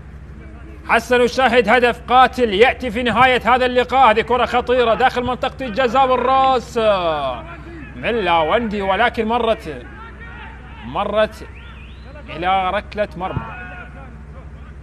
التعادل السلبي ربما هو الأقرب لنتيجة هذا اللقاء، لنتيجة هذه المباراة. كرة على جهة اليسار محمد أبو حشيش. نلعب في آخر دقيقة من الوقت البدل ضائع. كرة بالراس لا زالت لمصلحة نادي القرمة لأبو حشيش، لمصلحة صقور الغربية. صقور الغربية تفتقد ليلة التحليق في هذه المباراة، ولا زالت الفرصة مواتية وموجودة للقرم. هذه كرة جول. فرصة الهدف الأول ضاعت للقرمة، ومعها تأتي صافرة الختام. أيها الأحبة مشاهدينا في كل مكان، فرصة الهدف الأول كانت قريبة جدا لصقور الغربية، ولكن مرت بأمان وسلام على مرمى نادي النفط. لاحظ هذا التبادل الكروي، يا سلام، ولكن الكرة مرت بأمان وسلام على مرمى نادي النفط، وبالتالي يتقاسمون النقاط في هذه المباراة بكرة جميلة كانت لأموري، وبالتالي مرت إلى خارج أرضية الملعب، ومعها تأتي صافرة الختام. أيها الأحبة نلتقي في أحداث قادمة، لذلك الحين أستودعكم الله، والسلام عليكم ورحمة الله وبركاته.